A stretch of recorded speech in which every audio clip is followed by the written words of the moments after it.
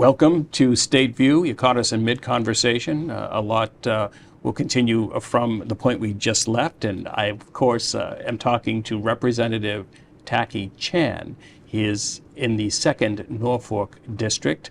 This program is State View, so it looks at legislation that is, I suppose, filed locally, but has I guess, ripple effects across the entire Commonwealth. So a different opening for me, but a great opportunity once again, Representative Chan, to have you back at QATV. You do multiple programs, podcasts with one colleague of mine, and that would be Joe Catalano. So you certainly utilize local access, and we thank you for it. Oh, thank you for having me back, Mark. It's great to be in person. We've done a couple of these in person now. And obviously, I wish you and your family and everyone watching us, happy holidays, Merry Christmas, and, start to a wonderful 2024. Thank you. And the same to you and your family. Let's talk about, I guess we'll kind of take a look back a bit, and we'll start with some older items that happened early on in the year, and then we'll talk about some current legislation. I'm looking at an article that was actually put out in February. Quincy advocates support a renewed push to break the language barrier at Beacon Hill, at the State House. As our good friend who now passed away, Eugene Welch at South Cove Community Health Center, he was the CEO there for a long time, made it clear to me at one point that the last barrier of racism that no one talks about is language access. And one of the initiatives from my colleague, Representative Madaro, is to have a state government do translation of myriad of languages, not myriad, but many languages that are highly utilized in the state, to make it easier for people to access websites, forms, calls, depending on the agency, so they are able to communicate what they're looking for, read what they're looking for, and able to get government services better. And this is something that the Asian Caucus has made as an initiative to the governor when the Asian Caucus met with the governor. And the governor has issued an executive order to explore ways of making government more accessible, but people don't speak English as a first language. And talk about the Asian Caucus and what has transpired this past year. Well, the Asian Caucus is composed of 7 members now. We have Representative Nguyen, who's Vietnamese, Representative Donald Wong, who is came my class, is Chinese. We have Representative Paul Schmidt, who's also my class that I came into, is Chinese, and 2 Cambodians, Representative Roddy Mum and Representative Vanna Howard out of Lowell. And we continue to be the only state that has Cambodian elected officials at the state level of any state. So we continue to have that very distinguished, and somewhat sad that other states haven't elected Cambodians, places like Minnesota and California, where there's large Cambodian populations. So, as a caucus, we come with various priorities. Again, language access is one of them. I said we're going to talk a little bit about the Certified Nursing Assistance Program, which we're able to pass into law to require these Spanish and Chinese, and down the road more languages. And of course, what I refer as data equity, to ensure that folks are properly represented regarding state studies, so one understands using services by disaggregating the data, so we know your individual ethnic group, not just a monolith ethnic group such as Caucasian, Asian, Hispanic, and Black. We can break it down to different ethnic groups if the individual desires to be recorded as such. And talk about how important that is, not to be kind of filed under one, I would say, relatively massive heading. Well, the monolith mentality is like to refer to it as. And I think everybody watching has experienced it once, even though you may not have experienced it once, that you're being portrayed as a unit of a group of people, even though you are an individual. And that includes the different ethnic groups. So there's a huge distinction between someone that's Thai and someone that's Korean. Large cultural differences, large historical difference, but also things in terms of healthcare issues, right? And also educational barriers. As I like to say, with Asian folks, you know us by our food, but you don't know us individually, right? Which is true when you think about that statement. It's absolutely true. So things like this gives us a better idea of the disparity within the Asian communities about salaries, about educational access, about healthcare access, even cancer and diabetes. Certain ethnic groups have higher rates of cancer. For example, Vietnamese women have a higher case of cervical cancer versus Caucasians, as well as other Asians. But in Massachusetts, we have a large Vietnamese population, and we need better studies to find out how we outreach. For example, better screenings, which then is better for long-term health. In Lowell, they have a very low graduation rate among Cambodians. However, you look at the entire Asian population in Massachusetts, it's actually a very high high school graduation rate. So as a result of other ethnic groups that are Asian, such as Chinese and Indians and a few others who have a high high school graduation rate, it masks the communities of low graduation rates. You had touched upon this a bit. I just want to go into this a little more. And this refers back to an article, I think, from April, and basically spoke about representation, Asian representation in state government. Yeah, we're one of the larger caucuses now. There's 160 of us. There's 7 when it first came in. We were among the first Asians elected with Donald Wong and Paul Schmidt back in the 2010 election, and sworn in 2011. And we got as high as 8 with the election of Maria Robinson from Framingham, who's Korean, but she got a better gig at the Biden administration. So obviously, it was sad to lose her. And my good friend Keiko Oro, who's Japanese, is out of Lakeville, is also left to run for higher office, and sadly didn't work out. And I also forgot to mention, as part of the 7 is Erica Idahoven from Somerville. She's actually Japanese. So it's interesting when you talk about Asian Americans in the State House. It's not just us as a monolith, but all of us are from different ethnic backgrounds. All of us have different histories. For example, individuals such as Representative Tran Nguyen, Representative Vannaha, and Representative Rodney Mumm all have refugee experiences. So they came at different ages and different time periods. But as we discussed the refugee crisis today, as we're taking in Cambodians and Haitians and Afghans. And probably largest number of Haitians? Yeah, we have a large number of Haitians, but we also have a lot of Afghans as well as Ukrainians. But people realize how many people actually from the Middle East and Central Asia actually are in Massachusetts.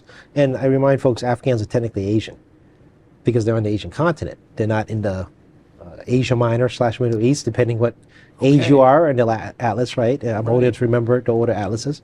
And that's obviously an interest to the Asian caucus. But bringing me back to my grammar school days. I'm a little older than people give you credit for, right?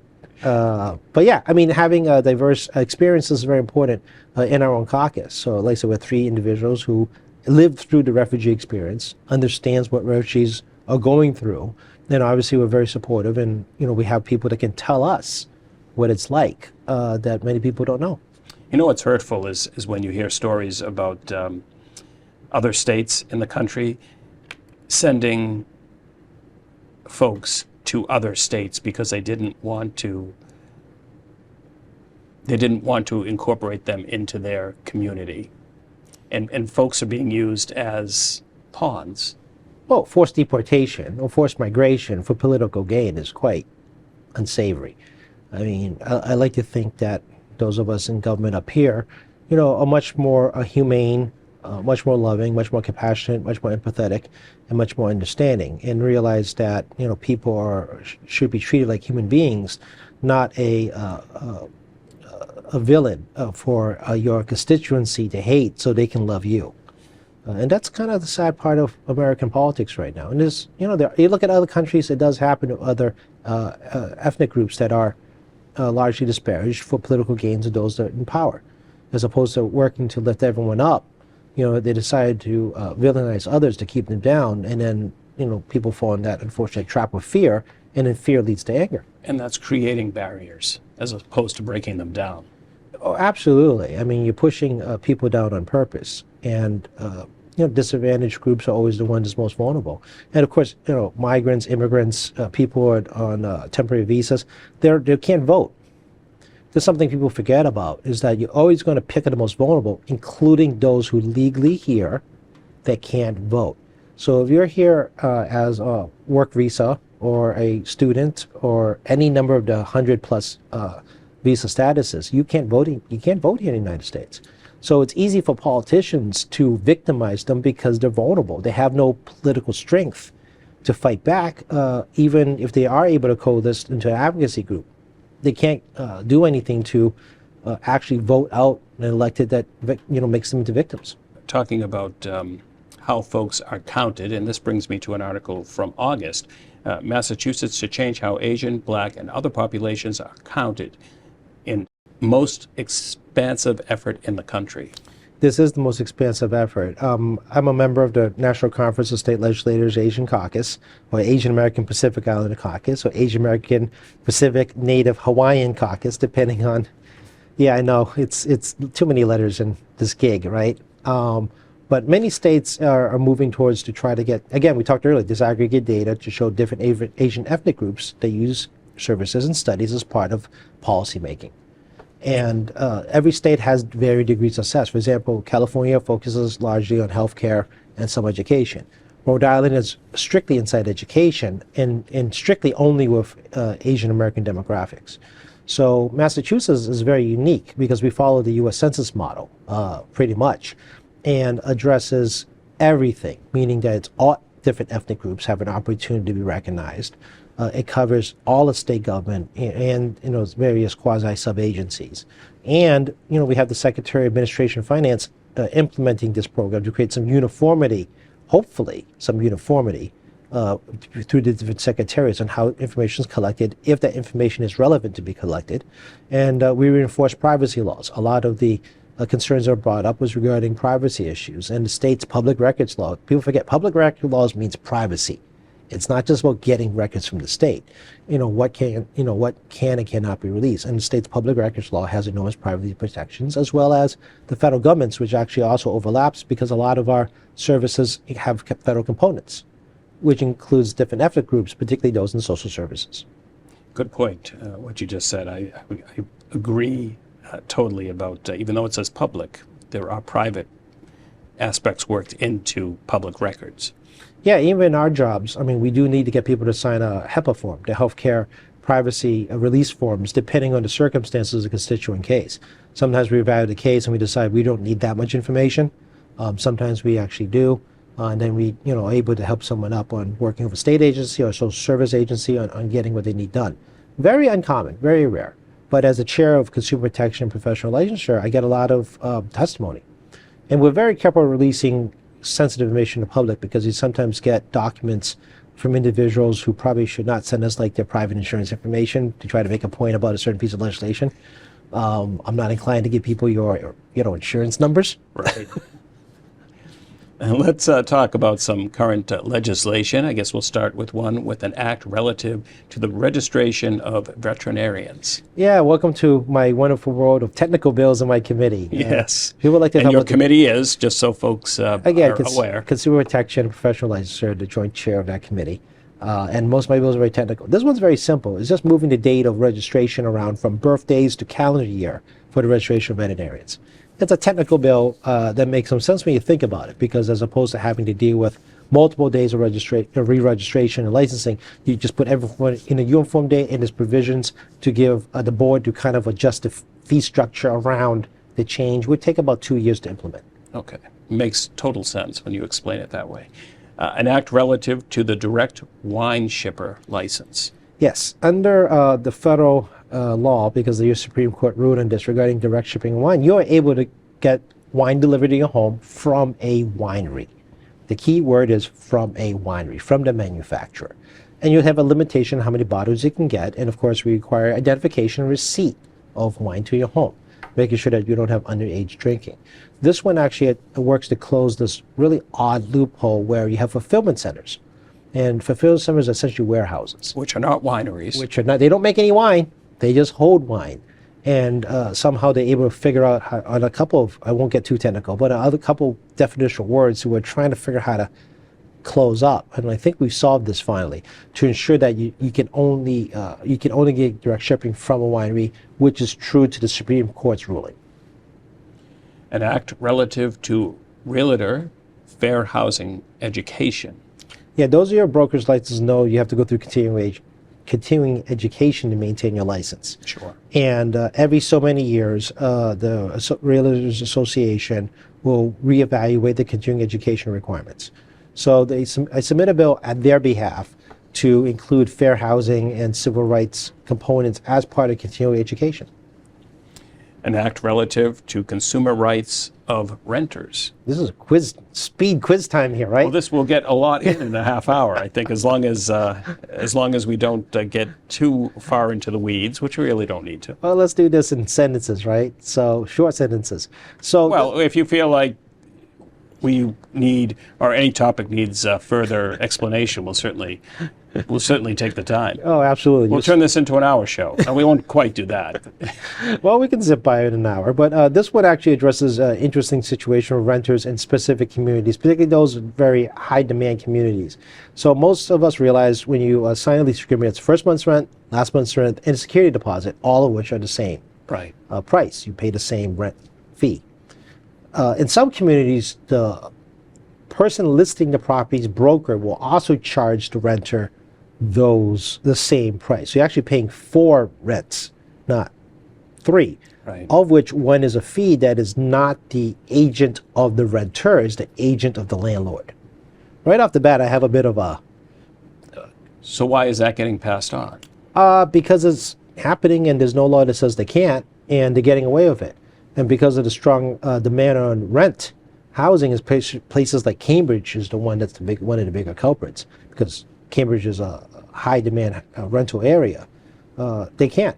And one of the scary parts of all this is not just because they do this, it's because you don't know they do it until the very end of the situation, which is somewhat deceptive. So you've already, ended your previous rent, you're getting ready to move, you get all your stuff in gear, you're going to go here, and then suddenly you see this 4th charge, which is equivalent to the first 3, and no one said anything. And now you're trapped. And this is Because where you're too far into the process at that point. yeah, absolutely. Those of the viewers know what renting properties like knows that you want to have a smooth transition between your end of one lease and the entrance of another. Sure. And generally, you sign that new lease. Once you inform your landlord, you're ending the other one, and now you got them trapped. So it allows these brokers the ability to charge a 4th fee that they will receive, even though they're not the agent of the renter, which I find very peculiar as an attorney, where the person you're paying works for you. You're paying a person that didn't work for you, because the broker's job is to list the property for the landlord. And so currently, where does this sit? This is in committee. It's my committee. So you kind of can guess this bill's coming out of committee. I guess that. An act investigating the economic impact of certain Massachusetts laws. Yes, this is just establishing a special commission to look at minimum pricing. Minimum pricing. Yeah, I think everybody understands the basics. Like, you have a minimum price of gasoline is the most common one. We have minimum pricing of alcohol, we have minimum pricing of cigarettes, and many other items that you don't realize. The retailer is not allowed to go below the minimum price, or as likely refers to wholesale price. And we haven't looked at this issue for many years, and wouldn't hurt to have a special commission review how a minimum pricing structure is set up and whether we should continue with the structure as is. I was looking at today's gas prices and noticed, I think the average is it $3.13 possibly, but Massachusetts is $3.25. Why?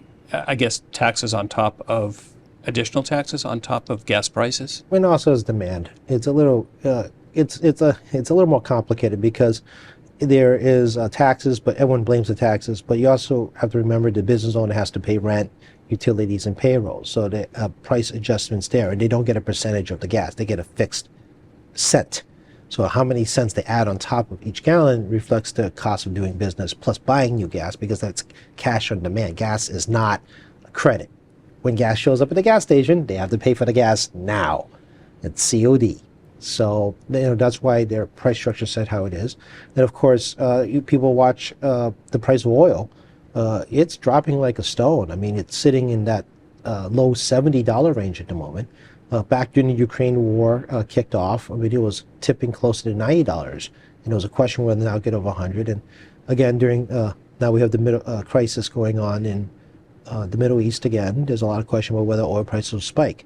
However, the United States has become the single biggest oil producer on the planet, putting out more than any other country to actually do essentially price control, to try to keep the prices stable, not just in the United States, but globally. We're the biggest exporter of oil.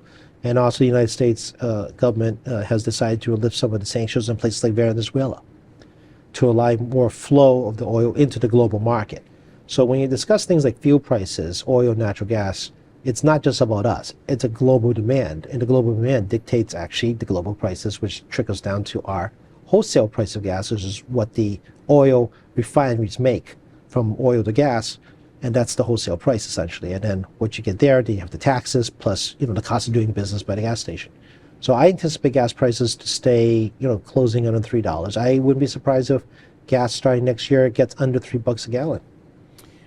Interesting. I believe I heard a story that wind farms and the one off the Cape, I guess, passed another hurdle that might be coming close to actually happening, or could there be construction in the near future? Yeah, one of the major challenges of the windmills is the cost of inflation right now.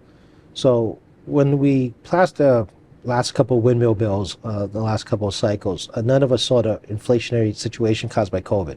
Right. And this affected everything from, especially things on raw materials like steel in particular, right? Building, houses, lumber, absolutely. Yeah, lumber prices finally started following this year. At one point, none of us could find wood at Home Depot. Remember that? And I do. Lumber prices was like 3,000%, from pre-COVID. So yeah, I mean, it took a long time for raw materials to come down, but the price of doing business is still very high, especially wage inflation. So one of the things that the legislature massage essentially is allowing adjustments on the bid process for windmills, developers to account for the new world we live in, which crosses one major barrier. The other one's obviously the federal government. Right. The federal government has also issued new lease agreements for offshore windmills, which creates more competition, which creates an opportunity for other windmill developers to go in. Obviously, subject to a utility contract because they have nowhere to sell the power. Then why are you building it? Right. The people investing wants to know you can actually make money on your investment. Absolutely. Right. Subject to other factors. Right. You need a buyer. You have to get the permitting. There's all these things involved, and also connecting the line from the water to the land. So progress is being made a little bit at a time, but there's a lot of unforeseen circumstances, like we talked about oil earlier. A lot of unforeseen circumstances that state and federal government needs to adjust to produce more clean power. I'm going to add a personal story to this next inquiry. My son attended or is attending LSU, so he is attending college in Louisiana. My wife and I took the drive in August to get him down there, and it took about a little over 2 days, maybe 2.5 days. And I thought to myself, if I had an electric vehicle, what a challenge that would be. There's a push for electric vehicles, but there aren't that many charging stations. So if you're a consumer questioning whether you should take part in this new technology, wouldn't you be a little hesitant at this point still? You mean, what's it called, mileage anxiety? Yeah, absolutely. Those of us have done this a few times knows they can squeeze that extra unseen gallon on the needle in your gas tank. Right. There is the needle isn't exactly zero. You do have a little bit left in there to actually inch your way to the gas station. It's almost by design by car manufacturers to increase the urgency for you to get refill as opposed to being stranded. And you're right, mileage on electric cars are much more accurate. When it says 300 miles, it means 300 miles. There is no guesswork. And this is a chicken and egg issue. Do you need infrastructure for people to buy cars, or does the cars purchases encourage private development for infrastructure? Gas stations were once horse and buggy at one time. They were once. We don't remember that. No, but as an example of economic change, cars slowly replace horses, and the blacksmiths and other systematically well-placed locations for those industries converted or passed away, right? And the gas stations kind of fall in that same situation. So you have a lot of interesting factors. One is electrification, which everyone talks about, but electrification means generating more electricity, and you have to have the wire infrastructure support more electricity, which then costs money for you and me to build. And then, obviously the price of electric cars are coming down, but what is demand? Because right now we have 7% interest rates to minimum to purchase a car, and average lifespan of any vehicle people are using has jumped to 12 years on average in the United States. So that's another factor. Like, what's your need? And then you saw Hertz has had a lot of problems with Teslas. Heavy usage in Teslas has created a repair problem because Tesla does not have standard repair facilities and third-party auto shops don't do Teslas.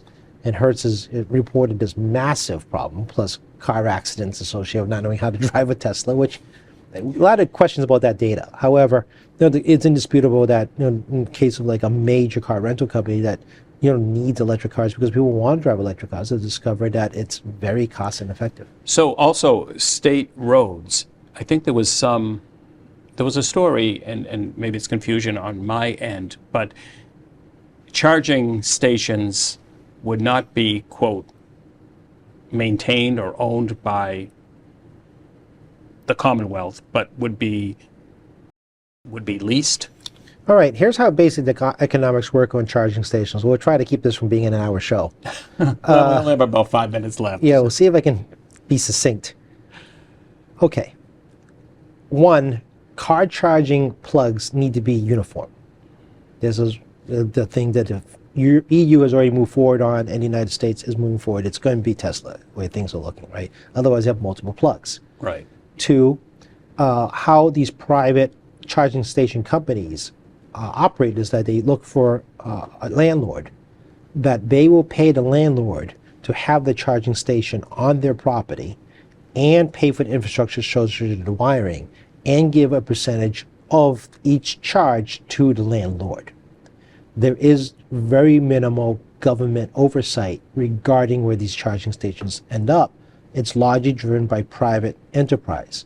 And they could get some basic data. For example, they could get some public data available on how many electric cars are sold in geographic zones. And of course, you've seen the EV license plates, right? It's not like we don't have the data on who has EV license plates in an aggregate, not a individual level.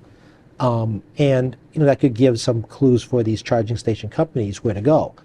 Not surprising, socioeconomics drive a lot of vehicle purchases. People of higher socioeconomics will buy more expensive cars.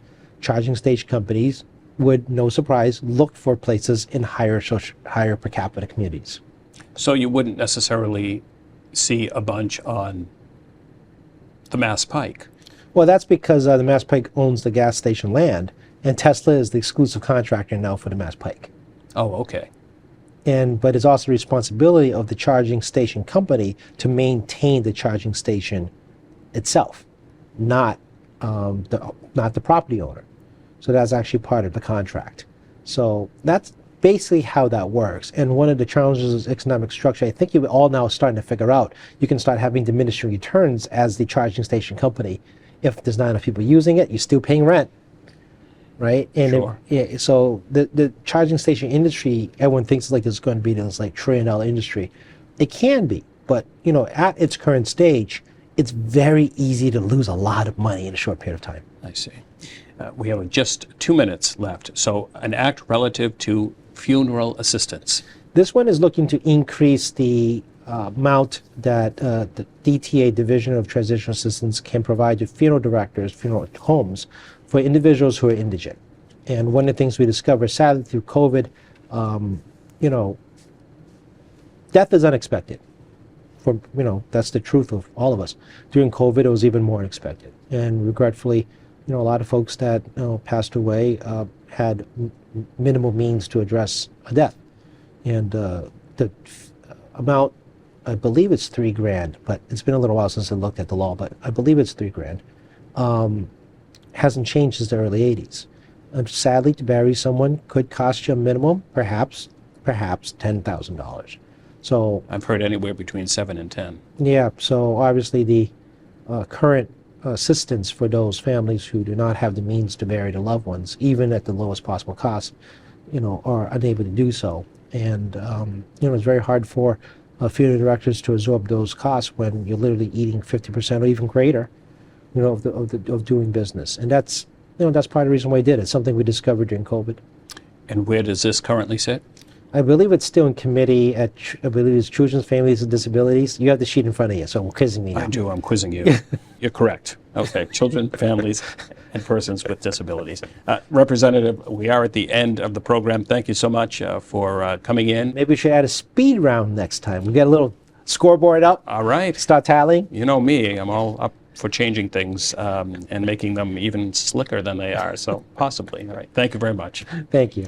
And thank you at home for watching, and please remember to support the local access television station in the community in which you reside. Take care.